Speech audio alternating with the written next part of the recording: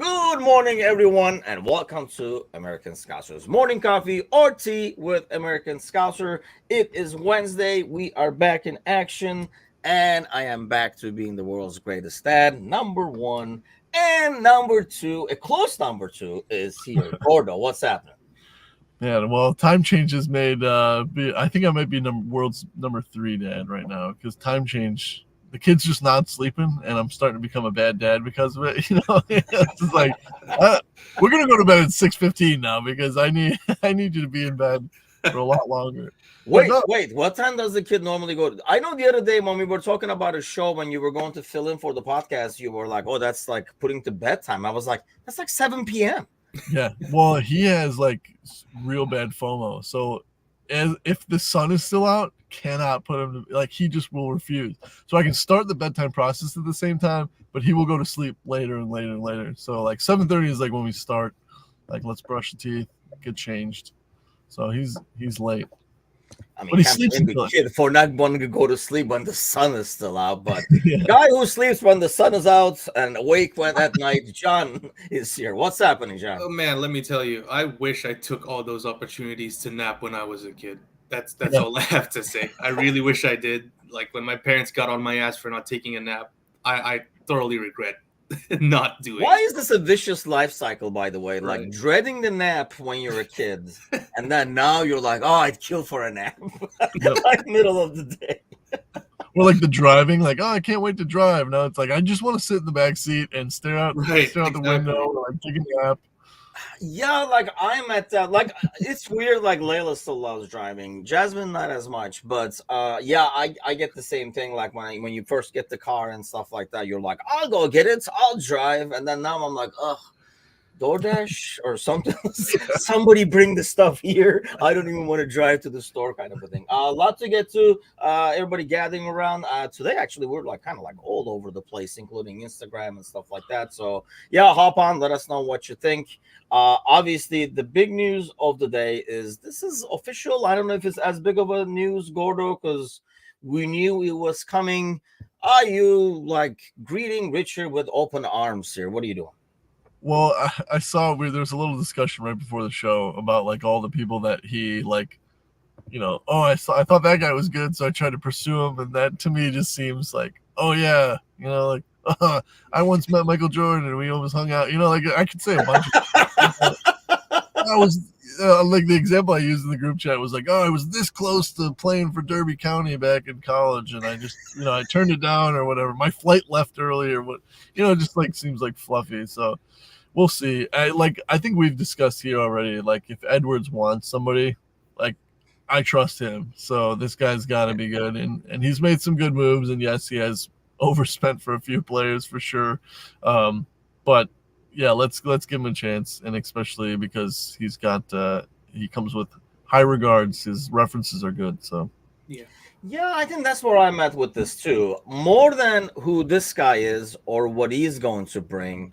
I'm going by, like, we'll get to some of his quotes, but him talking about, I know Michael for a long time kind of a thing. And it's just a more like the working relationship than anything else for me, John. If this is the guy you're going to work well with together, that's fine, because I think Edwards is the one with the credit here that we trust. Yeah, it's all for me. It's all about ensuring the smoothest transition towards the next. I don't want to say administration. It makes it sound too political, but like the next manager in charge would want it to be as smooth as possible. So if like Gordo said, if Edwards wants this guy, then we might as well go get him. They'd work together. We know how good Edwards is in the transfer market. So yeah, I'm happy that the pieces are kind of falling into play here. And for all the negativity on the setback last Sunday, we're kind of looking good in terms of the future, in terms of how we're going to be set up towards next season, and this is the best step toward it. So really, I'm actually happy that we managed to get this done really quickly. Yes, that's a good point, actually. Like getting this done out of the way now. The only thing we have to wait for, like the manager, and that's what I want to kind of get to. So as he says, my acid tests, which doesn't sound good, by the way, is how he deals with Van Dijk, Allison, Trent. It's a little bit too early for acid there. So as you drink coffee. which is probably stronger. Of course, by the way, our coffee, as well as the morning coffee show, is brought to you by our friends at Reckless Coffee Roasters. Do go check them out. Yes, that is Reckless right there. RecklessCoffeeRoasters.com. Yeah, just go ahead and check them out as well. Because, yes, it does get the morning going. That's for sure. The manager thing. So now everybody's seeing, I see so many graphics online. Like literally, I woke up kind of like scrolling through social media and stuff like that. Everybody's like, this is done, Alonso is next and stuff. How certain are you that Alonso is actually the guy that Edwards is thinking of anyway? Like everybody's assuming that's the trio, but how sure are we that that's the guy that he's after? Huh. That's a good question. There's a part of. Let's be honest. Oh, sorry, Gordo. Go ahead. Look, Gordo's lagging. Yeah. So I'll come to you while we fix Lego over here. Right, yes, right. He says he's less confident, Alonso. Like, where are you at with that? Yeah, there's an element of like everyone keeps talking about it and it's not gonna happen. Like when Klopp, we talked about it the Friday that Klopp announced his departure and everything. There's a bit of like, oh, Alonso's too obvious the choice, and FSG is known for getting that sort of left field curveball kind of options, whether it's a player, whether it's an executive, whether it's a manager. So I'm still kind of 70% on Alonso. Granted, I was higher a few weeks ago, but then the news about, the sporting manager and all that and everyone else that can be possibly, chosen to be the manager, I feel like there is that slight chance we get somebody that we're totally not expecting. So yeah, to answer your question, like 70%. Matusha saying feels like Bellingham again. Don't care who it is. Just want to know now. Exactly. Like I think the first order of business, as I kind of touched on the executive kind of thing, is getting it done quickly, because we know how how stupid it is when we get into the transfer period and everything, recruiting players and all that. As good as Edwards is, that he might have some issues with some players getting them in. So the first step is getting the manager, knowing what his style is going to be, and regardless of who that is. I think so. Actually, let me throw you guys some questions here. How soon do you think it's going to be announced? Like right after the final whistle of the season, or like maybe if we win some stuff after the parade or something like that? So it would be a bit weird, wouldn't it, if like there's going to be a parade regardless of whether we win anything or not, and then there's like an announcement in the middle of it. Oh, Alonso's the next manager or something. Wouldn't it kind of ruin the celebrations or anything? So my bet is it's going to be possibly after a parade. See, I don't know the way the Bundesliga. If it was Alonso, like initially, I was like, I don't know if they're gonna announce it like middle of the season when he's in a battle. If it was like 2 points, 3 points, Gordo. But the way the Bundesliga is going, I mean, he might know freaking like 4 or 5 weeks to go that he's pretty much won the title there. So is it possible that we hear it earlier? And yeah, like you were lagging a little bit. So let me come back to you. How confident are you that Edwards is thinking, yeah, Alonso, obviously, like we seem to be thinking? I don't think it was any coincidence that Bayern quickly announced that they were parting ways with Tuchel.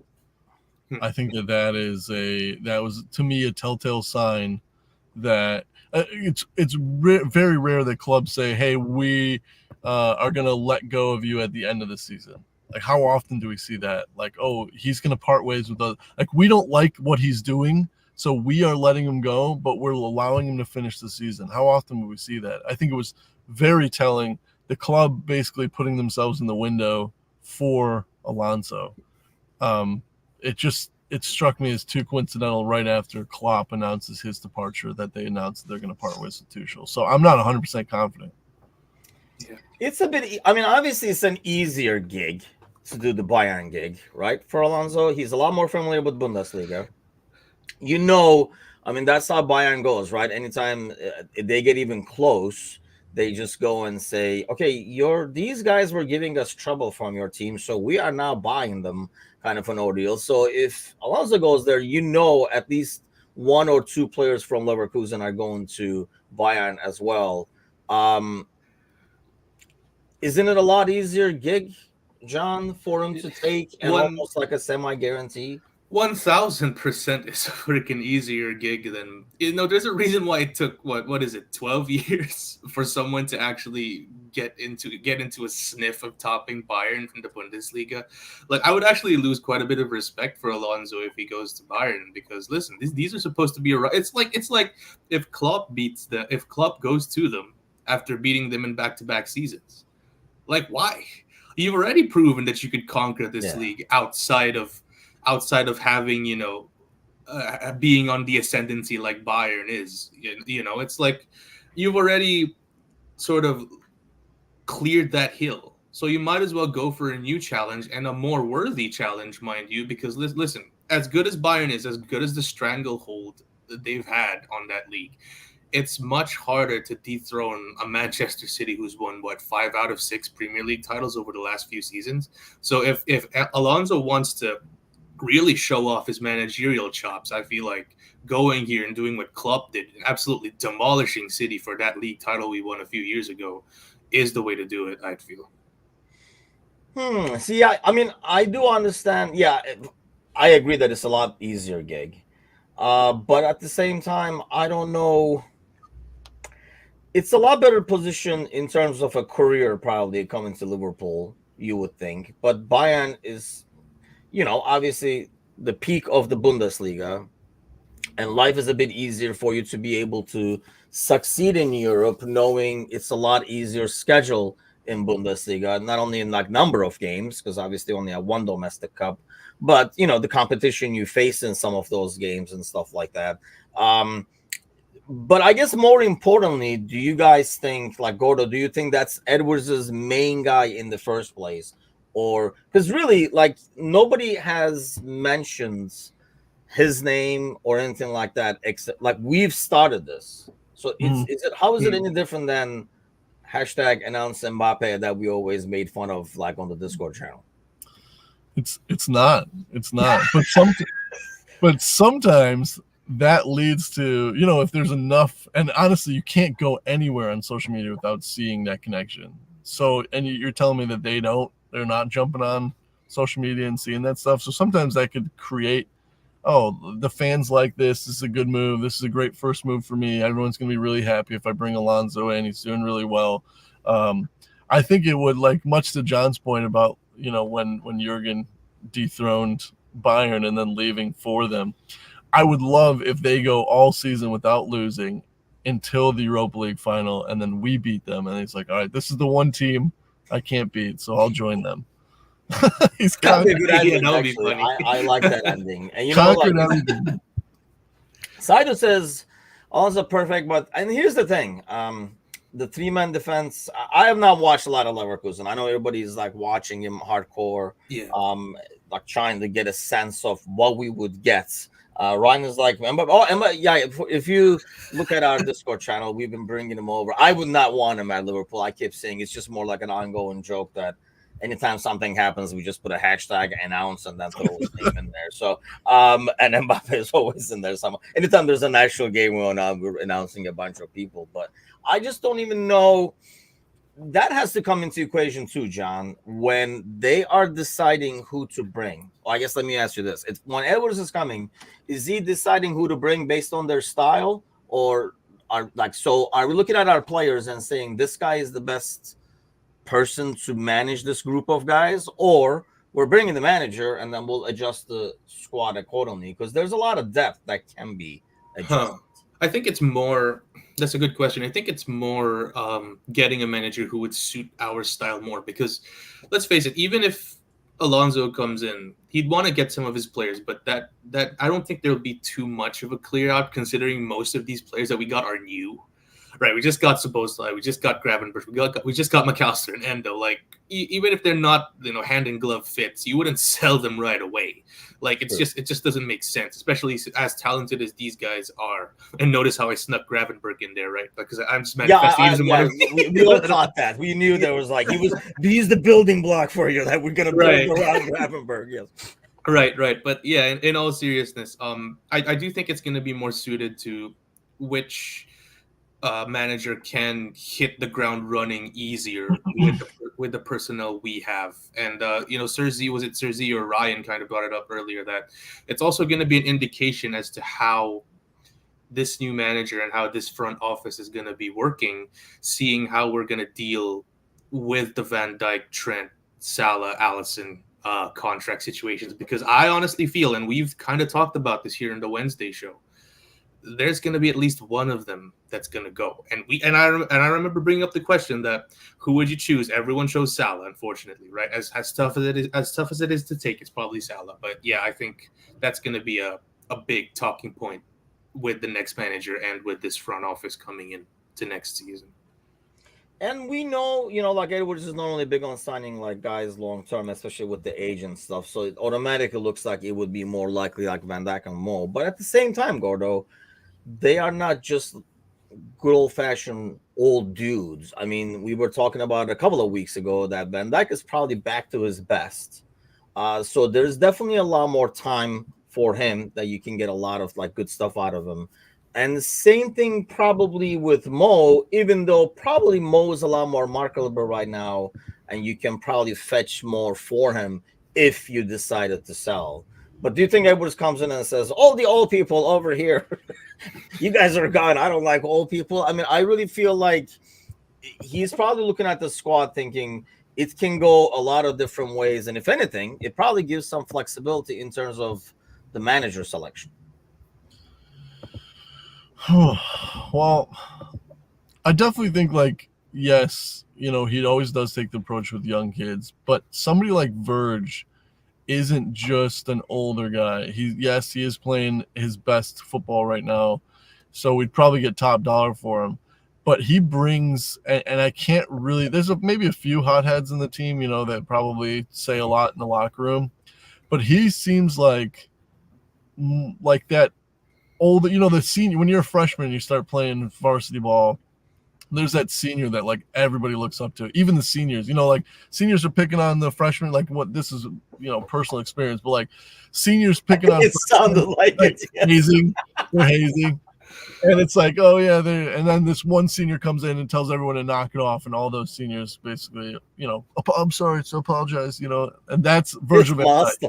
Yeah, that's Verge, and I don't think you can lose him without kind of dismantling a team, because a team without a leader is devoid. It doesn't matter how good your players are if you don't have someone that's orchestrating on and off the field, team cohesion. Like there was that South Korea report that came out when some of the younger kids, after they lost, they did like a team meal, and some of the kids didn't show up or whatever. Some of the newer, younger kids decided to do something else, and Human Song like laid into them, and everyone respected it. And like, you need somebody like that to do all those things to bring the team in. So I think Verge is bigger than just what his performances are on the field. And I think when you lose Mo, you can find a striker that will go off one year and get 40 goals. You can find that. And Mo's kind of on a downward streak. And he's done phenomenal for us and will always be a club legend, but I think he's a lot easier to get rid of than Virgil. You're talking more, not like in terms of replacing it soccer-wise, more like personality-wise, not only soccer-wise, right? Yeah, he's that like multifaceted, like he brings us, everyone feels calmer when he's on the pitch. The whole team plays better. He orchestrates them when, he's the one that's pulling them out of the mud, which Henderson was really good at. He might have not given you performances like Virgil does, but he pulled everyone through games sometimes. And that's what you need. And then in the locker room, keeping everything in order, making sure the manager's tactics are being followed, make sure everyone's in line, and make sure everyone's, nobody's goofing off. And I think like that makes him worth more. And I think Edwards, in order to keep the team running smoothly, you need that leader, and Edwards is probably going to have to pay for it. Edwards is a very analytics guy as well, though. And if he looks at Verge's analytics, it's insane. Aerial duels, ground duels, everything. Like eye test and stats, he just destroys the metrics. So I highly doubt he's gonna want to get rid of Verge, given how he is, And that's why I feel like, there's going to be a lot of changes in this offseason. This is probably like one of the most interesting off seasons we're going to have in a long time. Not only you're going to have a new manager, obviously, but I feel like along with the new manager and the new team, they are already coming with some preconceived ideas on what they're going to do probably. And usually we go into an off season where we are pretty certain of the 80% and we're debating a lot about the 20% on what can happen and this and that and stuff like that. I just feel like it is way too open. Saito says he's sick of the traditional four. I mean, you must be sick of winning then. I mean, I'm just, and that's another thing to be careful about, right? Like how much change. We talked about this off season, and really that's why we've, I think, all been pleasantly surprised with the success we've had this season, is because I don't think any of us were expecting this, knowing we're gonna have a brand new midfield. Yeah. And okay, brand new midfields, by the way, right? Just the middle of the field, we were like, oh, the cohesion and stuff like that. You know, we didn't expect to be going for freaking. I mean, I guess quad is out of the question now, but you can still get like 3 trophies out of the season. I mean, it's going to be a whole different ball game when the entire formation and everything is changing like that, and there's that many big changes, not on the midfield, but how we play overall. So, I mean, I don't know. Looking at this season, maybe they will go with continuity as well. It's just going to be like interesting to see. I just feel like people are assuming way too much that these guys are like just coming in and saying, like, yes, we like Alonso as well, kind of an ordeal. It just feels odd. Yeah, I think so. And you know, the 4-3-3, man, like there's been a lot of it's the framework is there, but then Klopp has made a lot of changes towards it. You know, it used to be like a pure gegenpress formation, but then he adapted it more to suit a more possessions-based game when he realized like, oh, we're gonna have 90% of the ball, like it's 90% of the league anyway. And then now we have like a double pivot variation and all that. So it's a very fluid, flexible formation, to your point, Tim, that kind of won us everything.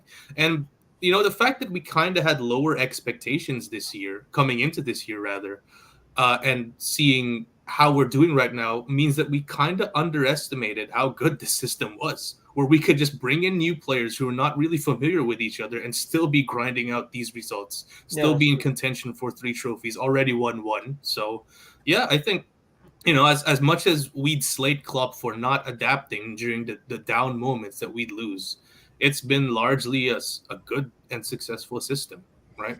I mean, there's something to be said about, it's almost like being comfortable in your own skin kind of thing. You know, being familiar with the system obviously makes it a lot easier, and probably makes it easier to cope with adversity because you just, you know, trying to adjust yourself to the adversity as opposed to adjusting to everything else. And like you said, I mean, there have been a lot of like variation within it.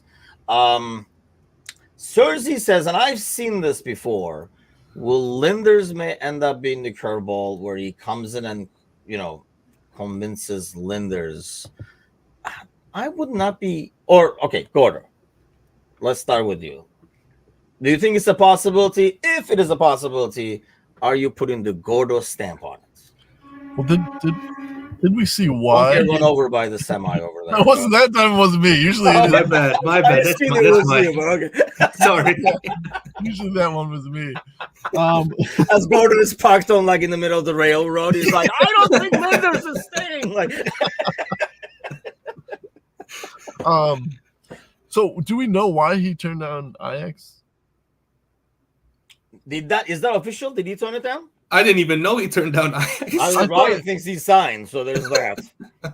Okay, but I saw something that maybe it was just a joke that like he turned it down because he didn't want to work with Henderson again. Maybe that was just a. I saw like a meme saying like he turned it down because he didn't want to coach Henderson. All right, maybe it was fake. I don't think there is a decision one way or the other. I don't think it's been like signed. I don't think he's been turned down. Basically, I think he's Ajax's top choice, and they're kind of like waiting for him. So I just ran into a link here from Give Me Sport. Well, it's Give Me Sport to be fair. That Pep is waiting for Liverpool's decision after he was linked to Ajax. So Liverpool's assistant manager Pep Lijnders to like get it down. Sorry. He's waiting for Cersei to kind of like do a plug for him so that he can like get the contract is what he's waiting on. Right. What are your thoughts on that, Gordo? Are you even like, you know, are you like for it? Like, are you promoting the like Cersei here? Throwing the rumor out there.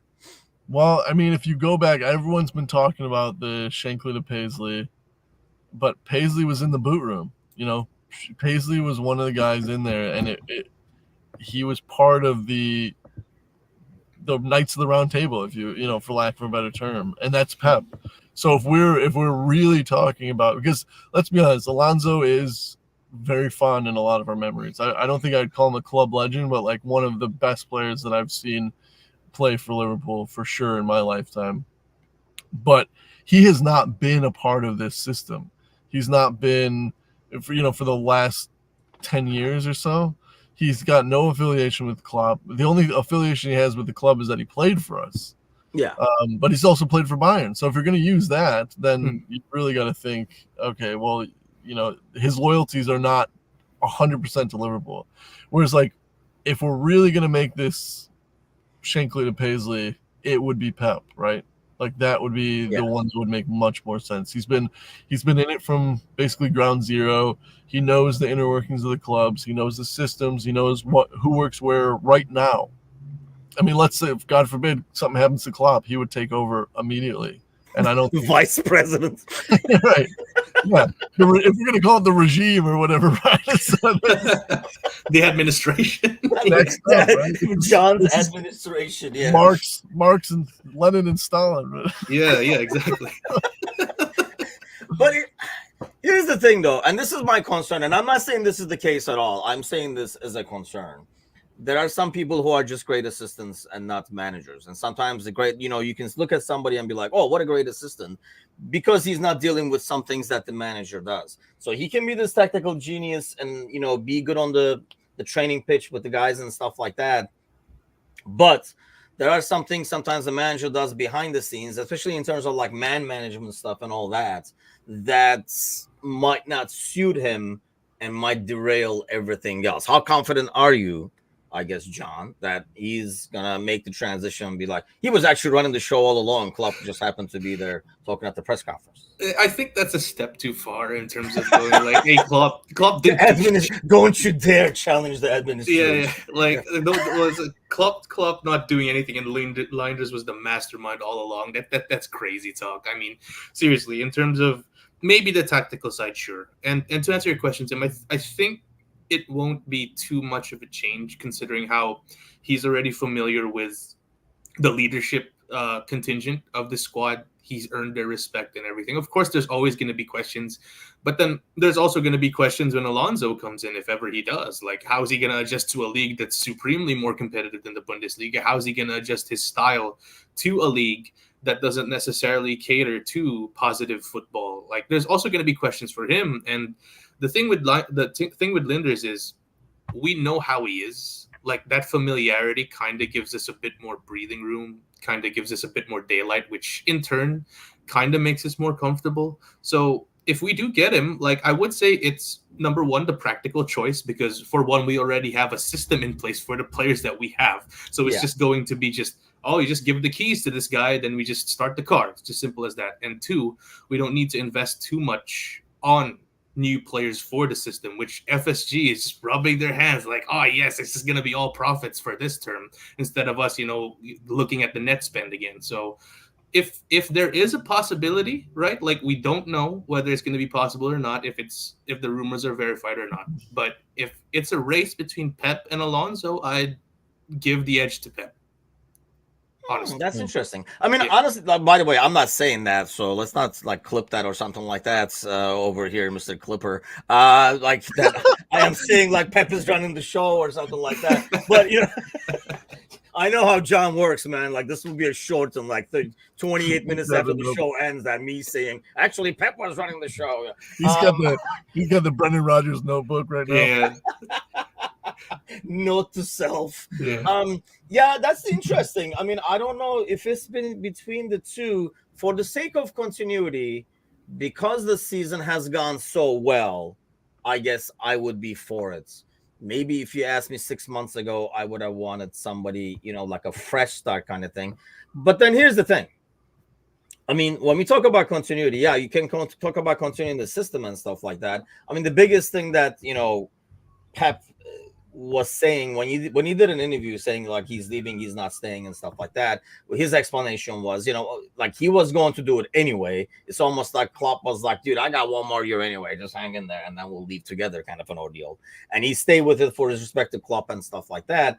Would he more importantly, Gordo, it's like the rest of the team, right? Like, would he keep, when we say continuity, he would have to keep everybody else still there in terms of his management staff. Because if he's building his own whole team, that's an even bigger challenge than anything else. Like when Alonso comes in, you almost assume that he's going to bring all his assistants and all his people with him. If Pep is not going to be able to keep the same guys, he's going to have to build that, which is a lot more challenging. Would you be able to keep the rest of the guys? Because let's face it, there are a lot of guys who will follow the leader, even if they're not that big on the second, and like still respect the second because of the leader. I guess that comes down to Jurgen, right? Because he's really close. Like he does have a boot room, so to speak. If we're going to compare him to Shankly, like he talks about it all the time where he's not the brains of the operation. He needs these guys to do their part so that the whole thing can work like a well-oiled machine. And so I think these guys, they've seen him do it twice, right? Where he takes a sabbatical. He says, I'm done. I'm going to kind of take a little break. And then he comes back a year later and goes. So these guys will know if this is the real end or if they think this is him just going to go on a year holiday. And I think if they think that he's going to leave, like, why would they? And Pep wants him to stay. These guys don't make as much as Klopp for sure. So they're going to want their paychecks to continue. And like, yeah, it's really nice that you get a sabbatical on a yacht for a year and you can tour the world. But like, I've got bills and stuff, so I'm going to stay here and you can enjoy your champagne in Ibiza. So I think it might, it depends. If it seems like one of these where Klopp's just like, yeah, I just need a recharge and I'll come back. I bet most of the guys will leave because they'll want to join Klopp wherever he goes next. But if this is it for Klopp, if it really is him kind of turning the lights off, I think it's easier for them to stay. Yeah, that's a good point because they will definitely know better. And I think last time you could kind of like tell, like when you left Dortmund, you kind of knew he was going to come back. I mean, it was a matter of when, you know what I mean? Partially due to his age, partially, due to like why he left and when he left and stuff like that. Now I don't think it's as big of a given. He could be the guy that's, 6 months after sitting on his butt, be like getting the itch again and be like, yeah, I can't like just do this. I got to be doing something else, kind of a deal. But look at Grandpa Roy. He's the guy. The guy's gonna die as a manager somewhere. He just will not. Yeah, I mean, it's part of like. I mean, I remember my grandfather, the soccer player. I mean, I remember. I mean, he was very, very active. Like constantly, like walking, doing like any errand he would want to do, like run around and stuff like that. I mean, when I was like a kid, not like a John kid, even a smaller kid, like picking me up from school and stuff like that, even though he didn't have to, like, all that kind of stuff. And I remember he used to say, especially because of his lifestyle, he was obviously he was like a top player for all those years. And then he was like a manager, he was a coach and stuff like that. He would like coach youth teams at Fenerbahce and stuff like that. I mean, I remember he used to say, hey, when I stop, I die. And I think sometimes, people who are used to that, go attitude and constant drive feel like the moment that, you pause the drive, it's over. Like they age 30 years on one. I mean, my grandfather, I think he was in his 70s, but you would not think so at all. I probably look older than when he looked 70, to be honest with you. But Achterberg is still the only one staying out of the coaching team along with Taffarel. I mean, I don't know, because if Alonso comes in, you got to figure he's going to be coming back. I don't know the German national team thing. In terms of like a manager light kind of thing, I think it fits him. But we've talked about this before. I think personality and what he builds his teams on, I don't think a national team. I don't think he's going to, nail on the Gegenpress with just a few sessions every month. I don't think that's good. You need to be nailed on to integrate his style to execute it perfectly. And how cautious people are in teams are in the international stage. I don't know. I don't know about the German team for me. Yeah. Having it be so hypocritical. He's he's always talking about how stupid all the international breaks are and everything. Right. He's the one calling all the players. I never thought of that actually. Yeah, it's like meaningless games. Yeah, it doesn't seem, because then he'd have to lie through his teeth in his press conference and be like, "It's really important that we get everyone together." I couldn't see it. Ryan says, "Not me. Come on, retirement." I don't know. Hey, like Sparky can talk to us about retirements. He was actually recommending it to me, but the bills that we need to be still paid. I'm sure anybody can recommend retirement, but I think. Even in retirement, I'm the kind of guy, like I've talked about this before, like I drive people nuts during vacations because I just can't like sit on the beach or sit by the pool or something like that. I can do it for 5 minutes, then I'm like, oh, okay, now what? Just gonna be doing something. So even if I retire today, I'd still be doing. I would want to be doing something. So I can understand that concept of pausing. Oh, okay, this is nice, and then they're like, oh, okay, now what? Because I can't stay on pause forever, kind of a deal. But who can stay on pause forever is Michael Owen. So I wanted to ask you guys about this. I don't know if you guys watched the freaking thing. The PGMOL explains all the. I wish they would explain the calls. I really think it's making me more angry and it's pissing me off. So I don't know if you guys saw this. They were talking about the City game and the penalty that we were robbed from. And if you ever wonder, how can VAR be so blind? Just watch the show and it explains how they can be so blind, because he's telling us things that they're seeing. And I was like, is the video footage wrong? Are we talking about a different game? Because I'm not seeing anything that you're talking about over here, not only during the VAR recording, but then he repeats it. And Michael Owen might as well sit on Webb's lap next time they record this episode, because that is a pathetic performance. And I understand it's part of the deal. They have to kind of like set up the table and stuff like that. But geez, that looks so disgusting and annoying. I'd rather have Webb just come by himself and not have somebody just throwing beach balls constantly that he's just like slamming down and stuff. But what do you make of that, John? It almost, like I say, to me, the explanation is worse than the decision. I wish you guys never talked. They're covering their asses. It's simple as like, it's like a buddy system where, okay, like he made this, like maybe at the back of their minds, yeah, there is an argument that they made the wrong decision, but hey, this is my buddy. I see him going to work every single day, and I'm gonna back him because I know he's gonna back me if I'm in the same situation. So it's the same deal. And Howard Webb is just the epitome of that, where he backs all his refs because he's the head of the snake. So it's stupid. And listen, the sad thing is I'm not surprised that it's how it's gone this way. And it just brings me back to the argument that we brought up a few months ago, where I think it was Kazi and Bickler. Like, what is the point of VAR? If in tight calls like this, we're just going to be going with the decision on the field. It's just the same deal. Like when there was no VAR, they went with the decision on the field, handball or not, penalty or not. So why have this in the first place? It just makes them look even more foolish. So listen, I've sort of moved on from that City ordeal, but this is just opening wounds that have just recently healed. The scars aren't even there yet, and kind of don't want to talk about this too much, but at the same time, I'm not surprised about how foolish this whole process is. Howard Webb essentially, and the BBC acting as a mouth. Was it BBC Sky Sports acting as a mouthpiece for them to cover their asses? It's shameful, honestly.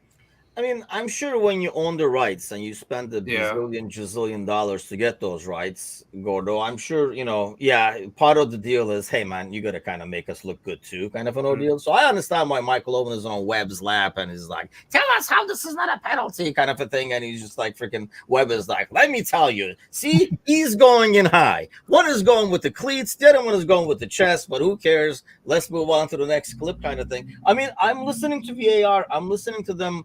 First of all, they're both saying they're going in high, but one of them is going with his chest because the ball, he even says he can't head, the ball is not high enough to be headed, which is why McAllister is kind of coming in like this. But you can chest it down. You can chest it. But if somebody's cleat is in your face, I think out of natural reaction, you're going to kind of be like, cleats. And then, kind of like turn a little bit. So it twists himself. But for them to say, oh, they're both going in high, and then to like try to make sense of the decision, but then turn around and say, but if he did call it, VAR would not overturn it. Which one is it then? Should he have called it? Because you're basically saying he could have called it as well. Whereas 30 seconds ago, you explained why it shouldn't have been called. So make up your mind. But of course, that's what I expect. And I realize there's a lot of money involved. There's a lot of under the table agreements involved, like, John is saying, because of the broadcasting channel and stuff like that. But, you would hope that there's somebody with at least one ball, maybe not two balls, to say, yeah, but isn't that kind of contradicting Howard's? And then let him answer it. Well, it's like John, like it's opening all these wounds because I know I've said it before, like at the beginning of the season when we were talking about the Tottenham game, but like VAR is misused because they haven't decided which is which has more authority, right? So the refs on the field are thinking, I'm not sure about that call, so I'll hold off because VAR will take a look at it. And if I've missed something, they'll find it. Same thing with offsides. If it's too close, the linesmen are told to put their flags down. Well, vice versa, the guys in the booth are going, well, the ref didn't call it. So they're using VAR is using the ref as the litmus test, and the refs are using the VAR as the litmus test. And so we get into these situations where we don't know who has more authority. Is it VAR? Can VAR make the big decisions? Or should we say ref this game as if there's no VAR and VAR will fix your mistakes? We don't know because we don't know who has more authority, and the refs don't know, and the guys in the booth don't know. So I think that's one of the biggest problems with the whole system. The other thing is last Wednesday was right after the City game, and I had the tinfoil hat time, and I put that because my old man he was born in the city, grew up there, and he grew up there through Thatcherism, and so he's got like just the worst opinions of everything. Everyone is against us at all times. There's an agenda, and I've always been very much like things just happen. Like it's one of those things that it seems bigger blown because you're closer connected to the team. Nobody really the rest of Europe really does hate Liverpool, so when things happen to us, like media really jumps on, and it's not just like fans bantering, like the media definitely does not like Liverpool. And so when things happen, there's a bigger circus around it. So I think sometimes it felt bigger, but this season, man, there's something about Howard Webb coming out and kind of brushing it off a little bit. Twice. That makes me think that they could think of the two games we lost, Arsenal, Tottenham. Tottenham are probably going to finish fourth because I don't expect Villa to maintain their form. Arsenal's going to finish somewhere in the top three. We've got blown calls in Tottenham. We lost that game. We had a blown call in Arsenal. We lost that game. There was no way that PGMOL could come out and say there was another blown call against a team that's going to finish in the top four. So in the top four, you'll definitely have Arsenal, Man City, Liverpool, and I'm assuming Tottenham. And in those games, Liverpool has gotten fucked. And I don't think that they could admit that was a missed call. Because then, to me, there's an agenda then, to me. And it's getting harder and harder. And maybe it's just because I'm getting older, but it's getting harder and harder to think that it's not a conspiracy theory and that it's actually something is going on, because that just, I don't know, it just smells really bad to me. But even isn't admitting it better than trying to like weasel out of it? Because I think if you're a neutral, wouldn't it be, I don't know, like I say, like I sent that to my brother, who I always talk about. He's a United fan, and he's like, that makes no freaking sense. Like what he's saying and what we're seeing don't even match. And he's saying this as a United fan, as a neutral.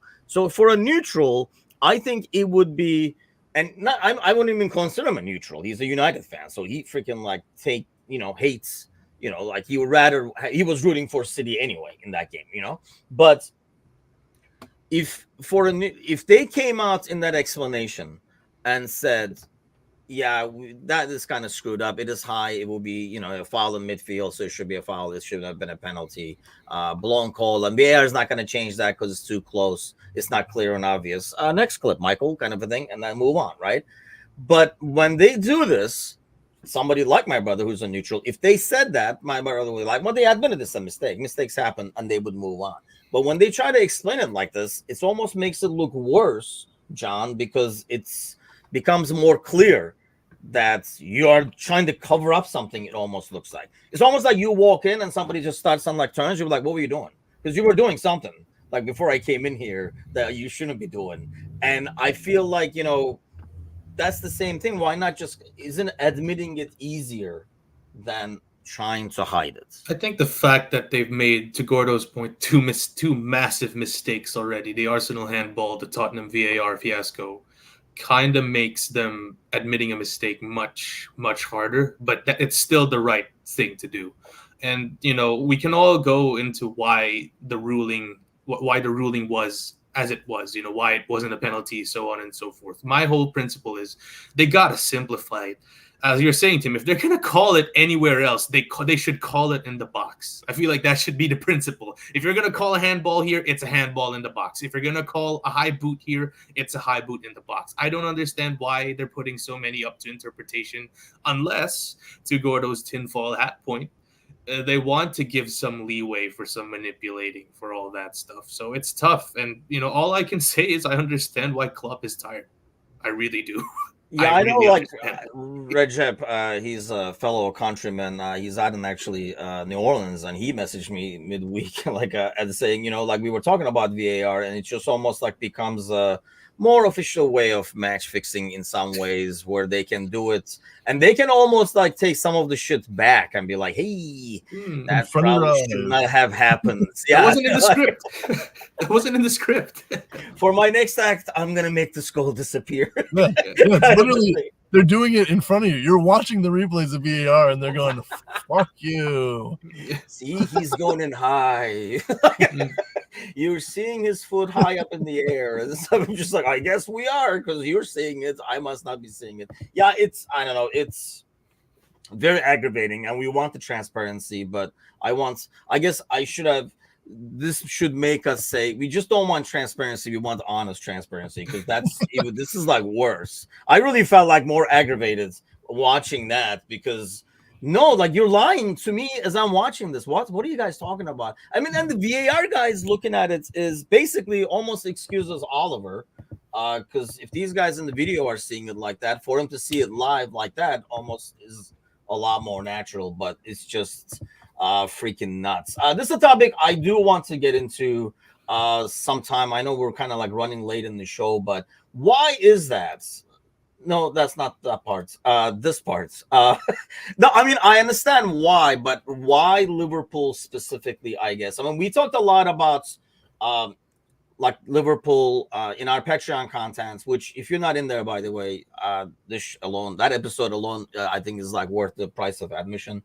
In our Scouser, an Irishman, and a Turk show, Kazi was talking a lot about it. We delved into a lot of the economics and the past and stuff like that. Why Liverpool has this, like the anti-English thing and stuff like that. So we covered a lot of that. So I do understand that. So Gordon, you have a lot more ties, and maybe we should bring your dad on sometime to kind of like educate us on this as well. But why is it that? And it's not only a success thing. We talked about this with my brother. Sometimes the success, like we see the things going against Fenerbahce in Turkey now. Sometimes, the successful team accumulates hatred because people are sick of your success. But Manchester United has been successful as well. Have they not infiltrated all the other organizations as well as like Manchester has? Why doesn't United get the same thing? Or are they that bad that they're not getting it right now? If they were any good, they will be getting it in favor of a London team or in favor of city with the money. My dad will tell you jealousy. They're just jealous of Liverpool. They got good music. At one point, they were the richest port out of England. Before the tide. I know this is getting back into history and stuff, but like before, White Star Lines moved their port out of Southampton. It was Liverpool. Like everything going to the Atlantic was coming out of Liverpool, and so I think there was just a lot of historical importance of the city, and then when that was all taken away from them, there was a lot of bellyache, and I think that was the part. It's just, oh, look, they're complaining again. Look, they're complaining again. And then on top of that, at the same time, all this great music. The football was fantastic because at one point, like even in the 80s, like Everton was a good team as well. I think we forget about that. But so I think a lot of it does stem a little bit from jealousy and just, I can't. But how come Manchester does not get it as much? Or, like I say, it's not as relevant now because they're not as good. Because they're north as well. That's why, something that I don't I honestly do not know how come they do not get it as much as Liverpool. Is it because Liverpool has been more vocal about their protests? I think it has a lot to do with 70s and 80s European success. Because Liverpool was, most countries, and that's why there's a certain generation of people who, they might not be from England, but they're in Europe, and the biggest games are always Champions League or the UEFA Cup at that point, and people got to see Liverpool all the time, and so they were like a global power. And that's how I became a Liverpool fan. Yep. Yeah, exactly. And so I think that, and they were the only really English team doing it, other than Celtic. And obviously, people don't like English people don't like Scottish people either. So they just kind of lumped everybody on with that. So I think it just has a lot to do with they were the shining star in the sport in Europe, on the biggest stage, and doing it time after time after time. And I think that it just all stems from that, where Man United, even today, are not a European powerhouse. They're an English powerhouse, but they're not a European powerhouse. Yeah, I mean, that's the thing. I realize it's not. Especially if you've been following this club and know a little bit about its history, we understand the history and how it affects it. I just find it odd that, we look. I mean, you look at the refereeing system, and I feel like there's a lot more Manchester area referees all over the freaking place, and you rarely hear referees from our neck of the woods. Well, they don't take our games. That's the biggest thing, is those guys, people that are affiliated with Liverpool, those referees have decided not to take Liverpool games. And the Manchester referees have not decided that. There's a great, I know I've flogged this all the time because it's just a fantastic article, but Phil Tompkins of the Tompkins Times, he's on Substack now, I'm pretty sure.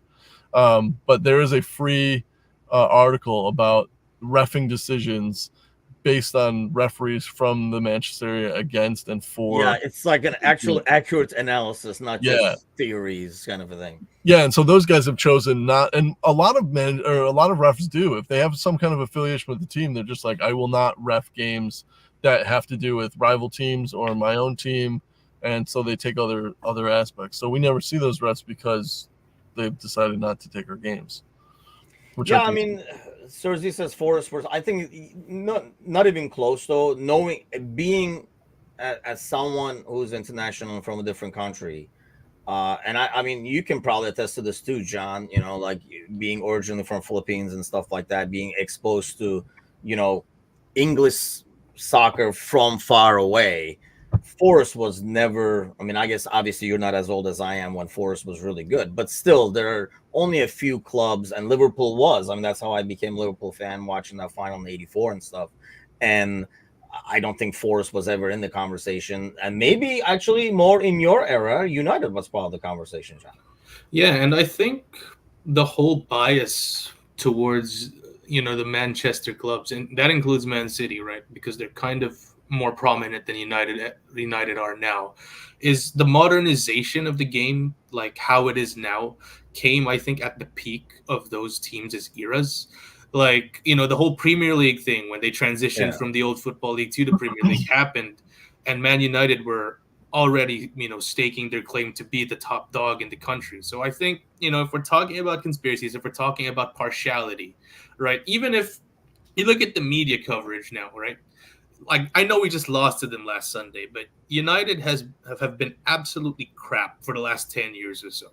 But if you have a Manchester United game against any opposition, no matter how shit they're doing, like, what's being talked about more? Whose players are being talked about more? What's being overanalyzed, right? It's always the United side of things. So I think the fact that we try not to give them too much credit, right? But the thing is that they were at the forefront, I think, of this whole advancement in terms of how football is covered, about how football is discussed, kind of makes them the de facto favorites for everything. And I noticed that, even though I haven't been a football fan for the longest time. Like, why are y'all talking about these guys too much? They're shit, right? But I think Like, that's what sells. Like shit sells yeah, more shit as sells. But well. then, Like if they were like if they did really well, then they're I don't think they get talked about as much. I mean, when we do a post match, and I know we do the same thing, and this is all over the world because when we do it for Fenerbahce with my brother as well, after a poor result, the post match is a lot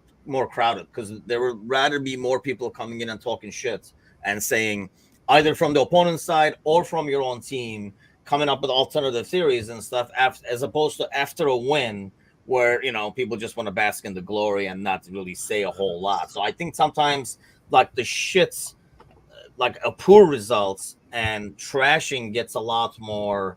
The tearing down process gets a lot more people in than the building up process. That's what I see overall, especially in the media part of things.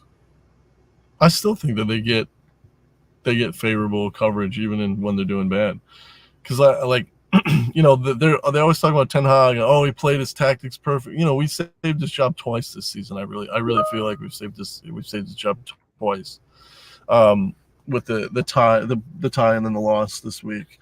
But they're having, for what should be a top 4 side, for a team that was in the Champions League, they finished bottom of their table in the Champions League, which is an English team has never done that. Yeah, they're floundering in mid upper table, but you'll still see the favorable results. If we were vice versa, like last year, think about last year, all the vitriol that we got in the media. And I think that the hardest part is knowing that had we won the quad, no one would have taken it as a quad. Oh, it's Europa League. It doesn't fucking count. yeah. So, and they won't take this trouble. If we win the treble, they're not going to take it either because it's the Carabao Cup and the Europa League. So I think it's like, now they're all laughing, go, there's no quad. Oh, that sucks. It's like, well, you were never going to accept the quad anyway. So why don't you just shut up and get over it? It's just, there's always going to be that media backing against us. And I think that's probably a lot of where it comes from. And I know that Sergi was like, it's not just the football, but I know that that's the context we're talking about now. It extends further than football. And most of the hatred comes from outside of football and then it's turned on the team. But like in the context of the football, I just don't think there's no winning, I think, because a lot of it is media backed as well. Yeah, that's gonna make it. We're about to record like episode 3 and episode 4 of that, a Scouser, an Irishman, and a Turk. So this is definitely a good topic to bring up on that one because you get the perspective from like different ends, and like my perspective is almost like somebody outside looking in. And yeah, like John's era is definitely more different than my era, as an outsider watching English football and like following and stuff like that. That's why One thing's I for like sure, John should get more credit for going to Liverpool when he did. One thing's for sure, though, no one can ever call me a fair weather fan because I joined the season. I went on the Liverpool bandwagon during Benitez's last season, which was shit.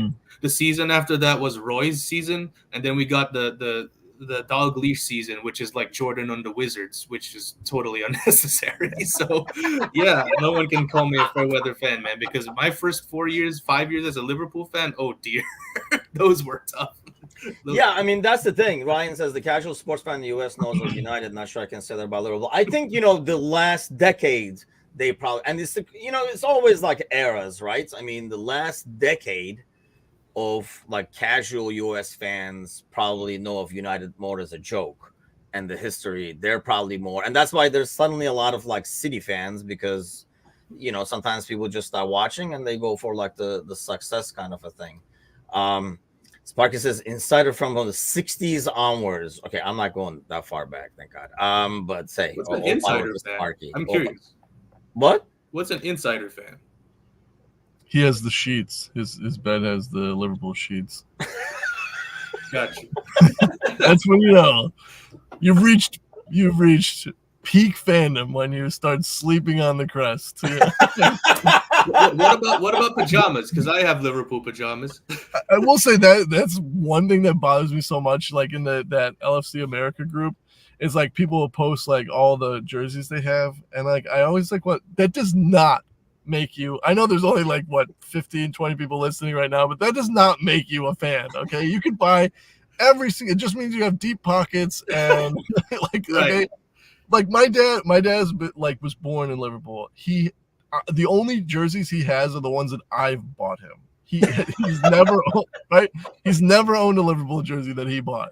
It's just But like is it just me, by the way? Like, this is an age thing again. Oh, Jesus, this show is going to go for 2 hours. But buying jerseys was not as big of a thing. I mean, thank God I'm not as old as your dad, I think. But, like in that era or in the older days, I mean, that's been a thing after. I almost want to say like within this last decade when they have figured out how to make more money, coming up with third kits and stuff like that. And Ryan says, now it's time for ASTV merchandise. Good call, buddy. Good call. See, better bring Ryan on air over here. Yes, by the way. So if you do want to buy merch and you don't want to spend $90 on a jersey or something like that, you can always head to our shop and get some AmericanScouser TV merch. Thanks, Ryan. Good job, man. Okay. Like I say, we can go on hours and hours for this, but jerseys on mine go to present for Father's Day. Yeah, I mean, that's what I mean. I don't think, like, I didn't grow up buying kits because even back then they were marketing 3 different kits and stuff like that. Anyway, they're like, and then changing it every year and stuff like that as much back in the day. Once this money thing came around, they were like, how do we get more money? Why don't we change the jerseys every damn year and change the color every year and stuff like that? I haven't been supporting for the longest time, but I still reached the point where they were using the home kit, that Adidas home kit, our last Adidas home kit, for at least 3 seasons. So I still reached that point before they started changing it every damn year. See, we're finding out that John is not as young as he seems, by the way. Every episode we do, he's not as young as he seems. Perfect baby face. It's like we gotta, whatever John drinks, the fountain of youth. That's what we all need. By the way, I'm gonna throw this on here.